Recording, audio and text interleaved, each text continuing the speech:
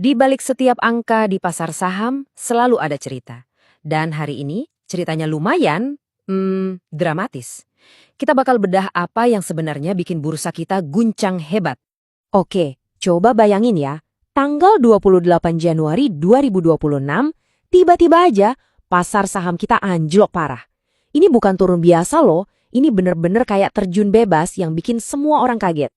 Saking cepat dan dalamnya penurunan itu, bursa sampai harus injak rem darurat.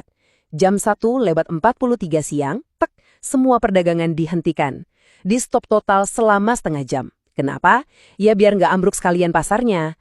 Jadi, ini bukan sekedar, wah hari lagi jelek aja. Bukan. Ada pemicu spesifik yang bikin para investor panik dan kabur. Dan kalau kita ikutin jejaknya, semua petunjuk itu mengarah ke satu nama besar. Nah, siapa biang keladinya? Yuk kita kenalan sama tokoh utama di balik drama ini. Namanya MSCI. MSCI itu apa sih? Gampangnya gini, anggap aja mereka itu semacam kuratornya dunia investasi global. Mereka bikin daftar saham-saham pilihan, semacam playlist gitu. Nah, para manajer investasi raksasa di seluruh dunia yang ngelola duit triliunan dolar, mereka tuh seringkali nggak milih saham satu-satu. Mereka tinggal ikutin aja playlist dari MSCI ini. Jadi bisa kebayangkan kalau satu saham masuk ke playlist mereka, wus, duit triliunan bakal langsung nyerbu saham itu. Biar playlistnya ini tetap up to date dan relevan, MSCI rutin nge-review isinya. Setiap 3 bulan sekali mereka ngecek mana saham yang perlu ditambah, mana yang perlu dikeluarin. Proses inilah yang namanya rebalancing. Nah, disinilah letak kekuatannya. Efeknya itu otomatis banget, hampir kayak robot.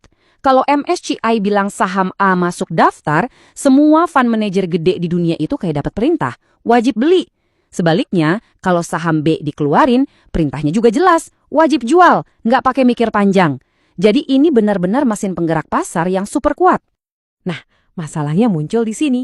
Poin paling pentingnya adalah soal apa yang MSCI putuskan, atau lebih tepatnya yang tidak mereka putuskan untuk Indonesia di bulan Mei 2026. MSCI ngumumin mereka membekukan proses rebalancing untuk saham-saham Indonesia. Yap, mereka tekan tombol pause. Dan ini sinyal yang keras banget ke seluruh dunia, ada yang nggak beres di Indonesia. Jadi, kenapa dibekukan? MSCI punya beberapa catatan. Mereka khawatir soal transparansi pasar, mereka ngerasa implementasi aturan baru kita belum konsisten, terus mereka juga bakal mulai ngeluarin saham-saham yang kepemilikannya terlalu terpusat. Intinya, mereka nunggu data free float, saham yang benar-benar bisa dibeli publik, yang lebih bisa dipegang. Kalau diterjemahin, MSCI seolah-olah ngomong gini ke kita. Reformasi kalian oke sih, tapi kami belum percaya 100% sama data kalian, buktiin dulu. Dan ini persis seperti yang dibilang sama analis pasar Hendra Wardana. Indonesia itu dianggap masih dalam fase transisi. Pasar yang sedang membaik, tapi belum benar-benar teruji di mata global. Sikap dunia jadinya wait and see.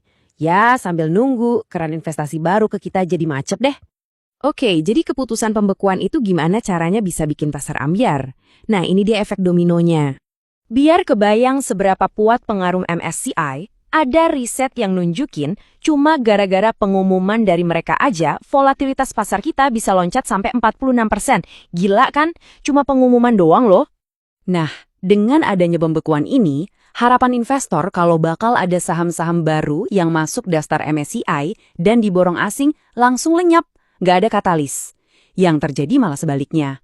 Investor asing yang udah ada di dalam malah mikir, wah gak jelas nih. Terus mereka mulai tarik duit mereka keluar.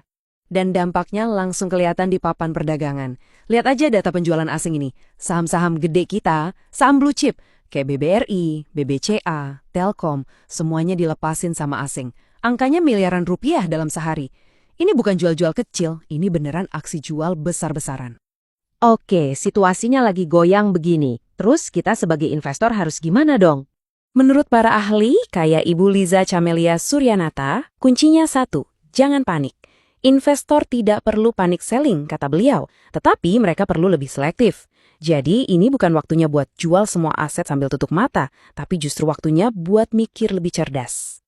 Strateginya gimana? Ada 3 langkah. Pertama, main defensif dulu. Hindari sektor-sektor yang gampang goyang sama ketidakpastian, kayak properti atau teknologi, untuk sementara. Kedua, fokus ke yang pasti-pasti aja. Cari saham berkualitas, yang gede, liquid, fundamentalnya kuat. Contohnya ya bank-bank besar atau emiten barang konsumsi. Dan yang ketiga, pantau terus. Awasi kapan review MSCI berikutnya, dan lihat ada kemajuan nggak dari sisi reformasi pasar kita. Intinya, cari aman dulu sampai badainya reda. Jadi, pada akhirnya, semua ini kembali ke kita. Pertanyaan besarnya sekarang bukan lagi soal MSCI, tapi soal Indonesia.